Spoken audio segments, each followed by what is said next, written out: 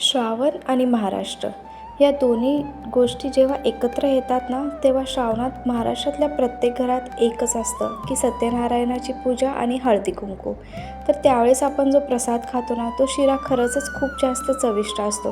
एकतर तो प्रसादाचा असतो आणि तो बनवतो आपण वेगळ्या पद्धतीने, तर तो छान मऊसूत राहतो. तसाच प्रसादाचा शिरा आपण आज बनवणार आहोत. तर चला सुरू करूया. त्यासाठी मी सगळ्यात आधी काय केलं आहे, 3/4 कप तूप आणि त्यामध्ये 1 वाटी आपण रवा घेतला आहे. रवा कच्चाच घेतला आहे, भाजलेला असला तरी चालेल. आणि तो रवा टाकून त्याला मस्त छान असं ढवळून घ्यायचं की त्याचा रंग थोडासा बदलला पाहिजे. रंग जेव्हा बदलतो तेव्हा त्यामध्ये आपण 1 चमचा 1 टीस्पून आपण बेसनाचं पीठ टाकायचं. आणि बेसनाचं पीठ टाकूनसुद्धा त्याला असं मस्त छान हलवून घ्यायचं. बेसन टाकलं की काय होतं, आपला प्रसादाचा शिरा एकदम छान दाणेदार बनतो. आणि हलवून झालं की मग त्यामध्ये ड्रायफ्रूट्सचे तुकडे टाकून द्यायचे. हा शिरा आपण असा बनवणार आहोत की ज्यामध्ये केळी नाही, साय नाही, काहीही टाकलेले नाही. तरीसुद्धा तो इतका छान मऊ मऊ राहतो की संध्याकाळपर्यंतसुद्धा इतका छान राहतो. जरी आपण सकाळी बनवून ठेवला तरी संध्याकाळपर्यंत जितके लोक आपल्या घरी प्रसाद घ्यायला येतील ना, सगळे म्हणतील किती छान झाला आहे हा प्रसाद. त्यासाठी आपण त्याला मस्त भाजून घेतलं आणि जितका रवा होता त्याच्या तिप्पट कोमट पाणी टाकलं.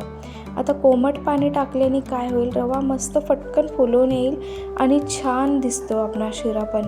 कधी कधी काय होतं, आपण थोडं थोडं पाणी टाकतो, मग ते पाण्याचं प्रमाण एकतर चुकून जातं किंवा काहीतरी गडबड होऊन जाते की शिरा आपला थोड्या वेळाने असं सुक्का सुक्का जाणवतो. पण यावेळेस जर तुम्ही अशा पद्धतीने शिरा बनवून पाहिला ना, तर दरवर्षी तुम्ही हीच पद्धत वापरताल. त्यासाठी काय करायचं, पटकन पाणी टाकून असं हलवून घ्यायचं की आपला रवा इतका छान फुलून येतो. आणि रवा जेव्हा छान फुलून येतो ना, तेव्हा त्याची कन्सिस्टन्सी अशी दिसते, साईडला तूप सुटलेलं असतं. आणि मग त्यामध्ये आपण जितक्या रव्यात तितकीच साखर टाकायची, म्हणजे 1 वाटी साखर टाकायची. आणि मस्त त्याला छान हलवून घ्यायचं की आपला रसरशीत एकदम छान मऊसूत दाणेदार असा आपला प्रसादाचा शिरा बनवून तयार होतो. जेव्हा साखरेला पाणी सुटतं तेव्हा थोड्या वेळ तो आपल्याला असं वाटेल की थोडासा पातळ झाला आहे, पण जसं जसं साखर आपली बरोबर रव्याला शोषून घेईल ना, तशी त्याची कन्सिस्टन्सी वेगळी होऊन जाईल. आणि इतका छान असा आपला दाणेदार मस्त शिरा तयार होतो. त्याला ड्रायफ्रूट टाका. आपण केळी बिलकुलही वापरले नाही आहे तरीसुद्धा हा खूप छान बनणार आहे तुमचा शिरा. म्हणून यावेळेस ना, तुम्ही पण पूजेला असाच प्रसाद बनवून पहा, खूप छान बनेल. आणि मला कमेंट करूनसुद्धा सांगा की तुमचा शिरा कसा तयार झाला होता. असा शिरा जर तयार झाला ना, तर बाहेरच्यांपेक्षा घरचेच फटाफट संपवून टाकतील. तर नक्की ट्राय करा.